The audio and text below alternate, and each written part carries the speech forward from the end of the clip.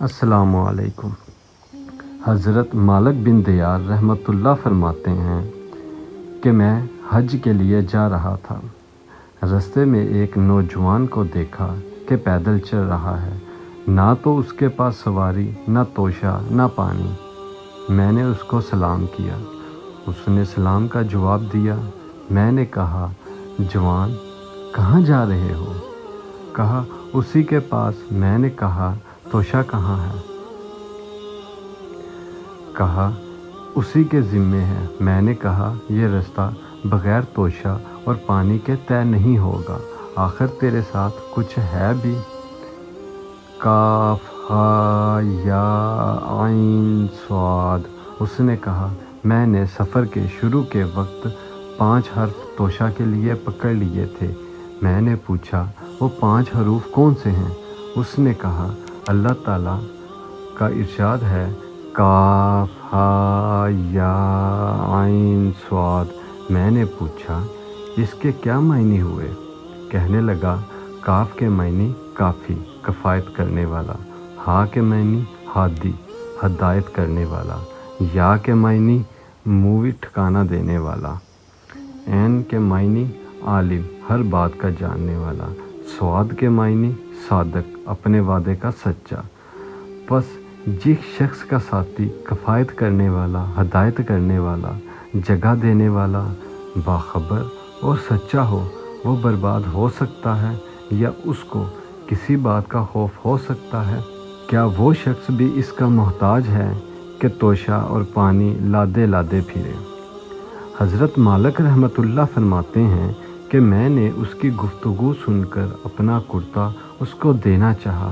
اس نے قبول کرنے سے انکار کر دیا اور کہا، بڑے میاں، دنیا کے کرتے سے ننگا رہنا اچھا ہے، دنیا کی حلال چیزوں کا حساب دینا ہے اور اس کی حرام چیزوں کا عذاب بھگتنا ہے۔ جب رات کا اندھیرا ہوا تو اس جوان نے اپنا منہ آسمان کی طرف کیا اور کہا، اے وہ پاک ذات جس کو بندوں کی اطاعت سے خوشی ہوتی ہے اور بندوں کے گناہوں سے اس کا کچھ نقصان نہیں ہوتا، مجھے وہ چیز عطا فرما جس سے تجھے خوشی ہوتی ہے، یعنی اطاعت، اور وہ چیز معاف فرما دے جس سے تیرا کوئی نقصان نہیں، یعنی گناہ۔ اس کے بعد جب لوگوں نے احرام باندھا اور لبیک کہا تو وہ چپ تھا۔ میں نے کہا، تم لبیک نہیں پڑھتے؟ کہنے لگا، مجھے یہ ڈر ہے کہ میں لبیک کہوں اور وہاں سے جواب ملے، لا لبیک ولا صدیق، نہ تیری لبیک معتبر، نہ صدیق معتبر، نہ میں تیرا کلام سنتا ہوں، نہ تیری طرف التفات کرتا ہوں۔ اس کے بعد وہ چلا گیا۔ اس کے بعد میں نے سارے رستے اس کو نہیں دیکھا۔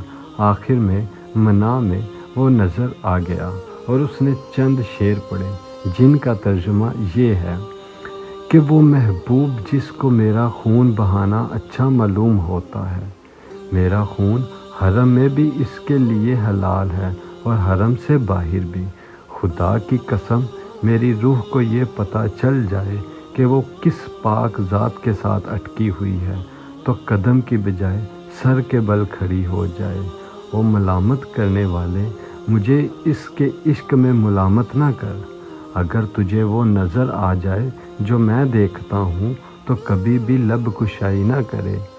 لوگ بدن سے بیت اللہ کا طواف کرتے ہیں، اگر وہ اللہ کی پاک ذات کا طواف کرتے تو حرم سے بھی بے نیاز ہو جاتے۔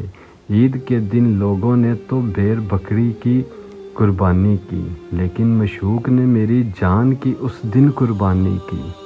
لوگوں نے حج کیا اور میرا حج اپنی سکون کی چیز کا ہے۔ لوگوں نے قربانیاں کی، میں نے تو اپنے خون کی اور اپنی جان کی قربانی کرتا ہوں۔ اس کے بعد یہ دعا کی، اے اللہ، لوگوں نے قربانیوں کے ساتھ تیرا تقرب حاصل کیا، میرے پاس کوئی چیز قربانی کے لیے نہیں ہے سوائے اپنی جان کے، میں اس کو تیری بارگاہ میں پیش کرتا ہوں، تو اس کو قبول کر لے۔ اس کے بعد ایک چیخ ماری اور مردہ ہو کر گر گیا۔ اس کے بعد غیب سے آواز آئی کہ یہ اللہ کا دوست ہے، خدا کا قتیل ہے۔ مالک رحمتullah کہتے ہیں کہ میں نے اس کی تجہیز و تکفین کی اور رات بھر اس کی سوچ میں پریشان اور متفکر رہا۔ اسی میں آنکھ لگ گئی تو خواب میں اس کو دیکھا۔ میں نے پوچھا تمہارے ساتھ کیا معاملہ ہوا؟ کہنے لگا جو شہدائے بدر کے ساتھ ہوا۔ جزاک اللہ۔